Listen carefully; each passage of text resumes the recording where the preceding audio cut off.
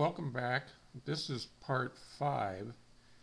I thought we would at this point take a look at how this unit works.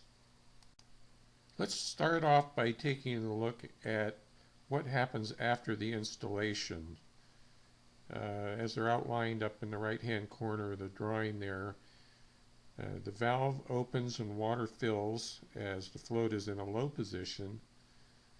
When the water fills the tank up to where the float rises, the water shuts off. Now that water intake is a small orifice and it would not allow all the water that's available to come in a full stream. It comes in a small stream and fills the tank up, and then the float shuts the water off. Because this is the fast on unit, the water in the tank begins to heat up, and when it reaches a temperature of 165 degrees, it shuts off.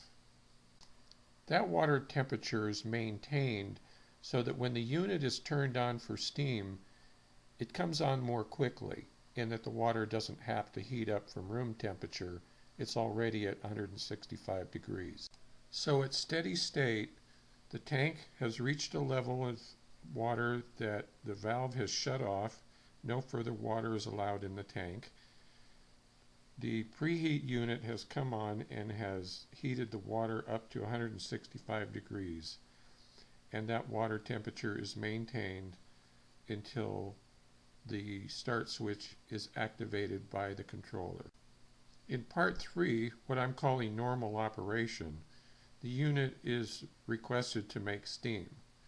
At that time, the controller within the unit has been activated and the water is beginning to heat up. After a few minutes, steam is produced and begins to go out the top of the unit. And the unit continues to make steam until it's either turned off by the timer or the temperature within the shower, both of which are controlled by the controller. As the unit produces steam, the water level falls, allowing the float to drop, and additional water is allowed to flow into the tank through the small orifice. That process continues until the unit is shut off either by the timer or temperature. If there's something wrong with the unit, there are several safety features on this unit that will shut the unit off before any severe problems can occur. For example, if the unit doesn't have enough water in the tank, that could be a serious problem in that the heating element may overheat and cause a fire. Also, there's a temperature sensitive switch that will shut off at around 300 degrees. That's the FSTB circuit switch. So both those safety units, both the FSTB switch and the water level switch, are there to prevent the unit from heating up beyond its normal operating function and possibly produce a fire within the unit. Those two safety elements are wired in series so that if one of them indicates a problem, essentially both of them have opened the circuit. So let's talk about the purge function for a minute. The purge function is initiated within the shower by first starting the steam and then hitting the M button 5 times in series. That activates the purge.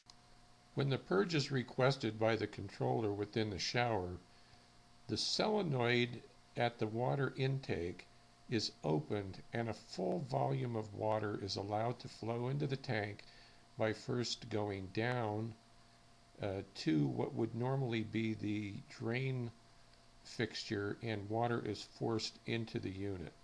So no longer is the water being allowed to be shut off by the float within the tank. The water begins to fill the tank with the heating element on. The purpose of the purge is to flush out lime deposits within the tank. The unit develops quite a bit of lime deposit during normal function with steam production. So it needs to be flushed out periodically, and Kohler recommends a weekly flush. If the unit isn't purged frequently, the lime deposits could begin to affect the operation of the unit by causing the float switch to malfunction or the water intake, the small orifice intake, to accumulate lime deposits and restrict the flow of water into the tank. During the purge function, a large volume of water is flowing into the tank and out of the tank. It flows out through what normally would be the steam outlet, and so there's a good deal of water that flows into the shower unit from the tank. Purging continues until the timer runs out or one of the safety features of the unit is activated, and that would be the temperature sensitive switch. If the unit reaches 300 degrees, that would shut the unit off. But during a normal purge, the unit would maintain the purge until it was out of time from the timing unit within the shower. After the purge function has been completed, the purge solenoid closes and water is again controlled by the float and the small orifice input into the tank.